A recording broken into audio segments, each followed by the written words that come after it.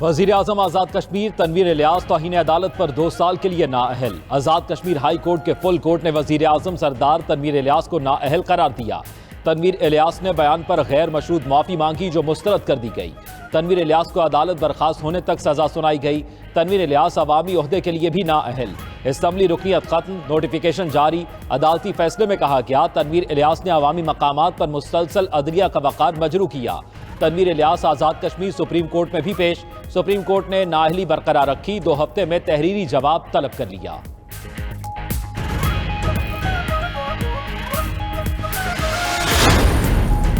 پنجاب میں انتخابات کے لیے فنڈز اور مطلوبہ سیکیورٹی نہیں ملی۔ الیکشن کمیشن کی report chief justice supreme court کو پیش۔ کہا کہ الیکشن کرانے کے لیے 21 ارب روپے تاحال فراہم نہیں کیے گئے۔ پنجاب کی نگران حکومت نے سیکیورٹی کے لیے صرف 75,000 اہلکار دینے پر رضامندی ظاہر کی۔ پنجاب میں انتخابات کے لیے 3 لاکھ سیکیورٹی اہلکاروں کی کمی ہے۔ عدالت عظمیٰ نے وزارت خزانہ کو 10 اپریل تک الیکشن کو 21 ارب کی فراہمی کا حکم دیا تھا۔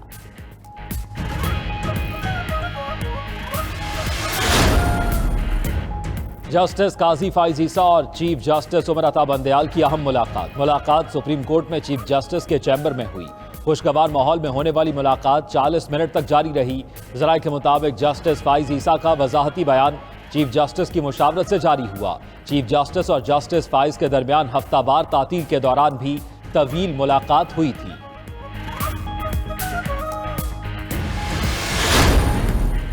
پارلیمنٹ کے قومی آئینی کنونشن میں شرکت۔ جسٹس قاضی فائز عیسیٰ نے وضاحتی بیان جاری کر دیا۔ کہا کہ ان سمیت تمام ججز کو گولڈن جوبلی میں شرکت کا دعوت نامہ دیا گیا۔ آئین سے اظہار یکجہتی کے لیے اسپیکر کی دعوت قبول کی۔ انہوں نے کنونشن میں تقریر کرنے سے معذرت کی تھی۔ سیاسی بیانات پر غلط فہمی کے ازالے کے لیے بات کی۔ حیرت ہے بعض لوگوں کو ان کی شرکت اور بیٹھنے پر اعتراض ہے۔ عدلیہ کے ایک فرد کی عزت کے لیے انہیں درمیان میں بٹھایا گیا۔ شہریوں کا مفاد اس میں ہے کہ تقسیم کا بیج نہ بویا جائے۔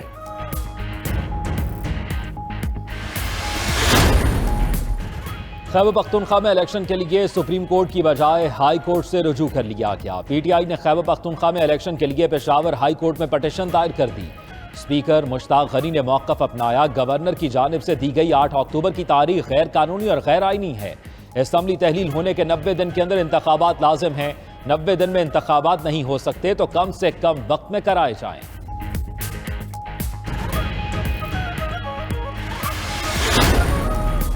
رہنما پی ٹی آئی فواد چودھری کہتے ہیں کہ وزیر اعظم شہباز شریف وزیر اعظم آزاد کشمیر سے سبق سیکھیں۔ آزاد کشمیر کا وزیر اعظم ہو یا پاکستان کا، عدالتی فیصلوں کا احترام ضروری ہے۔ عدالتی نظام کو تباہ کر کے ملک نہیں چل سکتے۔ شہباز شریف کا استعفیٰ ہی بحرانوں کا حل ہے۔ کرسی سے چمٹے نہ رہیں، استعفیٰ دیں اور انتخابات کرائیں۔ سپریم کورٹ کے احکامات کو ردی کی ٹوکری میں ڈال دیا گیا۔ پارلیمان میں عدالت کی بے توقیری کی اور مذاق اڑایا گیا۔ فواد چودھری نے جسٹس قاضی فائز عیسیٰ کے استعفے کا مطالبہ بھی کر دیا۔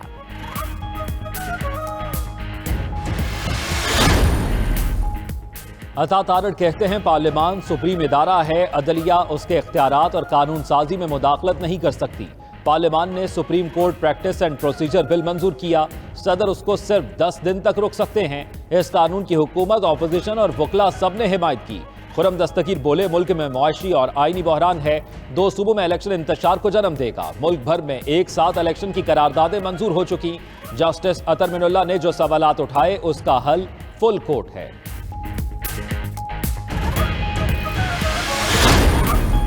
عدالتی اصلاحات ایکٹ باضابطہ قانون کی شکل اختیار کرنے سے قبل ہی challenge. Supreme court practice and procedure act کے خلاف سپریم کورٹ اور اسلام آباد ہائی کورٹ میں درخواستیں دائر۔ ایکٹ کو غیر قانونی اور غیر آئینی قرار دے کر کالعدم کر دینے کی استدعا۔ درخواست گزار نے موقف اختیار کیا کہ اپنے رولز بنانے کا اختیار صرف سپریم کورٹ کا ہے۔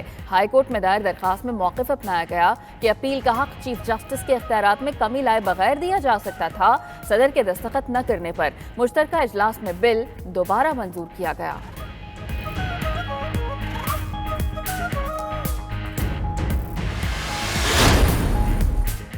پاکستان میں مہنگائی ہدف سے زیادہ، شرح نمو کم رہے گی۔ آئی ایم ایف کی ورلڈ اکنامک آؤٹ لک رپورٹ رواں مالی سال جی ڈی پی گروتھ 5.5% رہنے کی پیش گوئی۔ رپورٹ کے مطابق مہنگائی کی شرح 27.1% اور کرنٹ اکاؤنٹ خسارہ جی ڈی پی کا 2.3% تک ہوگا۔ بے روزگاری کی شرح 6.2% سے بڑھ کر 7% تک پہنچ جائے گی۔ آؤٹ لک میں پاکستان میں آئندہ مالی سال معاشی صورتحال میں بہتری کی پیش گوئی۔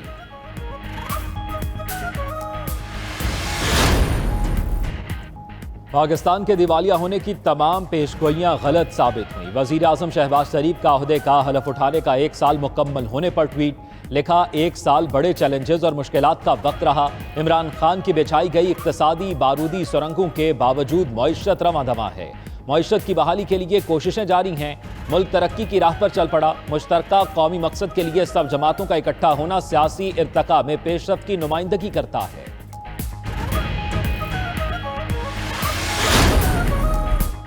سابق وزیر اعظم نواز شریف لندن سے سعودی عرب کے لیے روانہ۔ نواز شریف 5 سال بعد سعودی عرب جا رہے ہیں۔ مریم نواز سمیت اہل خانہ کے ساتھ عمرے کی سعادت حاصل کریں گے۔ لیگی قیادت کی سعودی عرب میں اہم ملاقاتیں بھی متوقع۔ مسلم لیگ نون کی چیف آرگنائزر مریم نواز لاہور سے جدہ پہنچ گئیں۔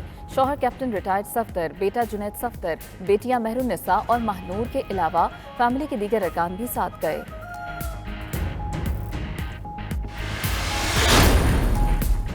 عمران خان کے خلاف توشہ خانہ کیس کی جلد سماعت کی درخواست خارج۔ اسلام آباد کی مقامی عدالت نے الیکشن کمیشن کی استدعا مسترد کر دی۔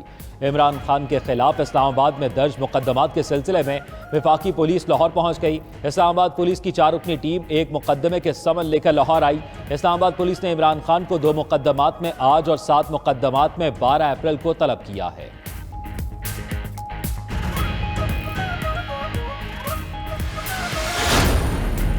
سابق وزیر اعلیٰ عثمان بزدار کے خلاف 10 انکوائریاں جاری۔ ڈی جی اینٹی کرپشن نے لاہور ہائی کورٹ میں رپورٹ جمع کرا دی۔ دوسری جانب پرویز الہی کے سابق پرنسپل سیکرٹری محمد خان بھٹی نے لاہور ہائی کورٹ سے رجوع کر لیا۔ موقف اپنایا کہ ایک کیس میں ضمانت ملتی ہے تو دوسرے میں گرفتار کر لیا جاتا ہے۔ تمام کیسز کی تفصیلات دینے کی استدعا کی گئی۔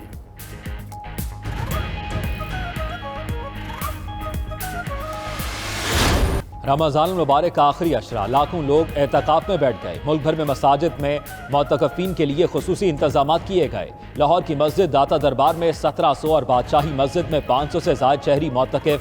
پاکپتن میں دربار حضرت بابا فرید الدین مسعود گنج شکر پر 300 سے زائد افراد اعتکاف میں بیٹھ گئے ہیں۔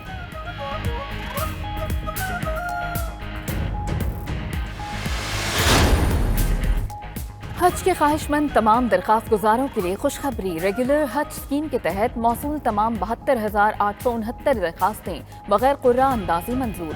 حکام کے مطابق سعودی عرب کے فراہم کردہ کوٹے سے کم درخواستیں موصول ہوئیں۔ غیر استعمال شدہ سرکاری حج کوٹا پرائیویٹ حج اسکیم کو دیے جانے کا امکان ہے۔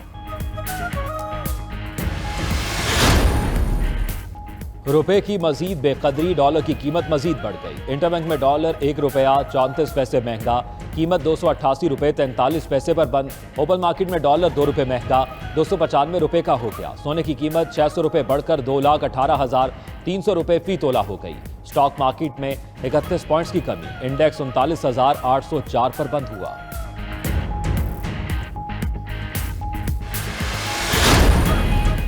شہباز حکومت کے 1 سال میں روپیہ تاریخی تنزلی کا شکار ہوا۔ ڈالر 100 روپے سے زائد مہنگا ہو چکا۔ 11 اپریل 2022 کو اوپن مارکیٹ میں ڈالر 185 روپے کا تھا جو 295 کا ہو چکا۔ 1 سال میں اسٹاک مارکیٹ پر بھی مندی کے بادل چھائے رہے۔ سونے کی قیمت میں بھی ریکارڈ اضافہ، 1 سال میں فی تولہ سونا 88,000 روپے مہنگا ہوا۔ رواں مالی سال کے 9 ماہ میں ترسیلات زر میں 10.8% کی ریکارڈ کمی آ چکی۔ اب تک 20 ارب 50 کروڑ ڈالر کی ترسیلات وطن بھیجی گئیں۔